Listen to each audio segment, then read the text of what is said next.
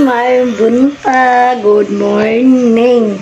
Masaya si Manang Liz dahil natapos at nasolve na natin ang ating taas, baba, akyat, baba na watch hour.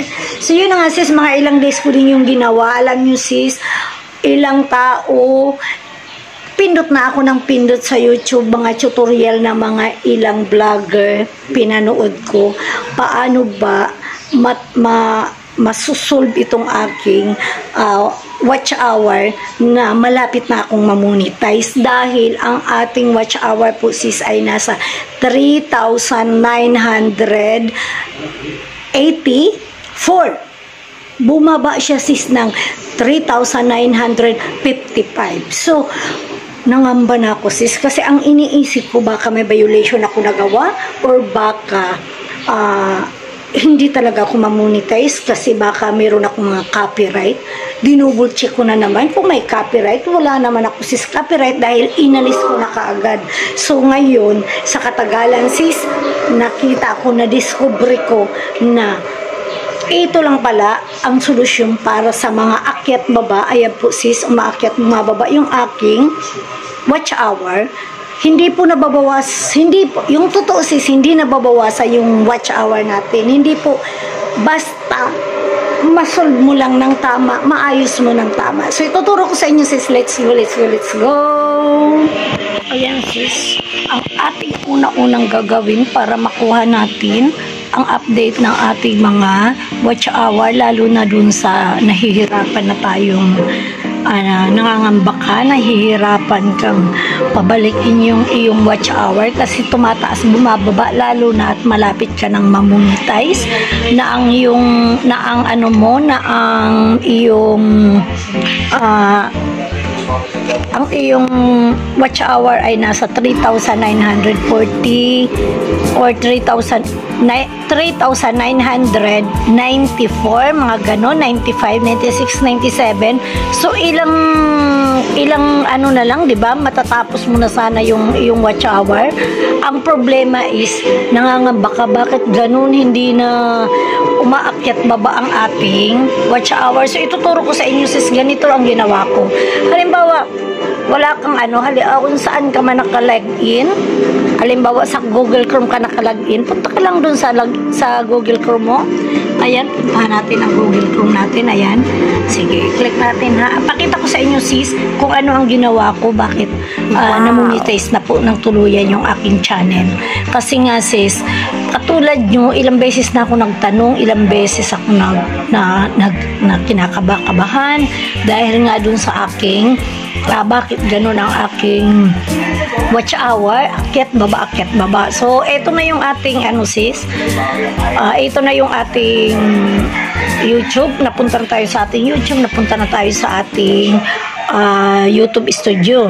So dito sa channel dashboard natin, ayan, makikita natin na talagang nung nakaraan ay nahihirapan pa ako sis na makakuha ng aking watch hour dahil nga dun sa sa pataas pababa. Marami na akong tinanong, 2 weeks ko yata yun na halos medyo parang na-stress na talaga ako sis Char. So ang ginawa ko lang sis, ito lang talaga, napakasimple at napakadali. Ito yung gagawin natin sis. Punta tayo dito sa ating earn kasi bago na tayo, 2024 po itong ating di ba, 2024 na ang ating dashboard, ang ating monetization. Dati yung luma kasi yung mga past 3 years po, earn ang nakalagay dito, monetization sa $sign. Pero dahil nga tayo ay bago, 2024, ayan, na earn na lang ang nakalagay dito. So, click lang natin yung earn. Ito na yung lalabas. Earn on YouTube. Ito na po sis. Diba sis, kung hindi ka, naalala nyo, ang ating watch hour ay nandito sa baba. Pag ini-scroll natin ito, diba nandito sa baba ang ating, dito sis, kasi na-monetize na po ang aking channel, kaya ito na po yung lumalabas pag ikiniklik ko ang aking earn. So, ganito lang sis, ituturo ko sa inyo sis Bakit ganun kadali? Hindi po ganun kadali, sis, ha. Nakita ko ito nung bandang ilang araw na sa kakaklik-klik ko kung paano ba isolve ang watch hour, bakit akyat baba, malapit na akong mamonetize, di ba, sis? Pumunta ako dito sa analytics. Tapos, nung nandito na tayo, sis, sa ating analytics, nakikita nyo yan, sis. Ayan, meron tayong $15 sis na revenue for today's video. For today's itong kasi ako po ay sinot ko po ito March 18. Ayan po yung picture natin. Kaya nag-earn ako ng $15 po sis sa aking video. Yung aking Run Gyros video. Ito po sis. Ayan, naka-earn tayo ng $15. Thank you naman, estimated revenue. Pero sis, alam niyo ang ginawa ko, paano ko ginawa yung para ma-update at ma-monetize ako. Ito sis, itong araw na ito, titingnan mo lang, Sunday, February 18. Ayan ang picture niya, nakakuha ka ng 5,890, di ba? I-click mo lang, iganyan mo lang siya sis, February 21.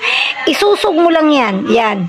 February 23, February 27, February 29, ganyanin mo lang siya sis, nag-update po ang iyong watch hour, mga sis.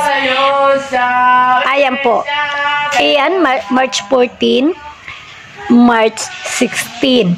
So, may ibig sabihin, may dalawang days pa ako na hindi ina-update ni analytics. Ayan po sis, ibig sabihin meron pa tayong darating na madadagdag na watch hour, or kung hindi ka pa nga monetize dahil nga yung watch hour mo nga ay nag-aakyat baba. Eto po sis, susugun mo lang inan, susugun na Bisaya na kuday, susugun mo lang yan, igaganyan mo lang yan siya para makita mo siya. Alam nyo sis, yung mga araw na yan, sila ang mag-update ng iyong watch hour para ikaw ay ma-monetize, lalo na kung ang iyong watch time hours ay hinihintay mo na 4,000 K. Kasi nasa 4,000K tayo, di ba sis? Habang naghihintay ka, habang ginaganyan mo siya, doon siya mag-update. Ayun, masosolve ang iyong akyat baba na watch hour. Lalo na at ikaw ay naghihintay sis. I-try mo ito dahil ito po ang aking ginawa. Kaya po, monetize na ang ating mga channel sa awa at tulong po ni God. 2 weeks ko po iting hinanap paano siya i-update. Kasi pindot ako ng pindot doon sa aking content sis. Sabi kasi nung isang pindutin mo ng pindutin ang iyong content ka na, tapos mong update. Ginawa ko yun sis, pero hindi ko napaakyat ang aking watch hour. Talaga naman nag-nervous na ako kasi inisip ko na baka hindi ako i-monetize ni Lolo YouTube. Pero po nung kalaunan po sis, salamat sa Diyos, tayo po ay monetize na. Ayan po, monetization. Ayan na po, naka-public, nakauna po yung ating monetization. Ayan po sis, naka-sign dollar na po siya. Automatic po yan, nilagay ni Lolo YouTube sa ating monetization. Yun lang po sis ang aking ginawa para ma-update ang aking watch hour. Kasi nakakakaba-kaba talaga yun sis. Excited ka nang excited ka nang ma-monetize kasi ilang months mo yun hinintay, more than a year ko po inintay na ma-monetize ako. Sariling sikap na ginawa ko para po ako ay ma-monetize at nakakuha ng 4,000 watch hours. So punta ka lang dito sa analytics ulitin ko, dito ka lang sa analytics pupunta para makakuha ka ng maraming watch hour po, tulad ng ginawa ko sa aking watch hour. So yun nga sis, dahil ang basihan ni Lolo ay watch hour, dahil yun ang ating requirements para ma-monetize, ganito lang po. Isusog mo lang yung araw na yan. Isusog mo lang ng isusog yan sis.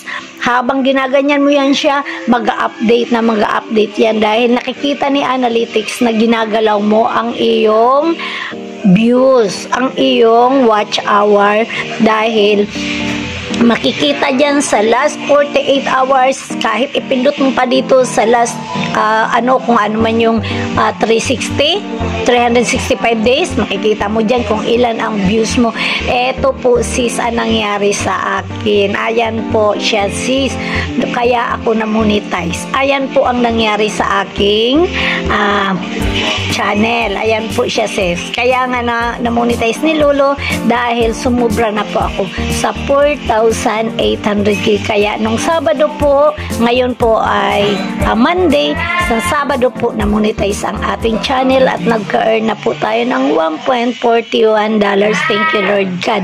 Iyan po ang gagamitin natin sa ating $10 threshold para po ma-send ang ating AdSense.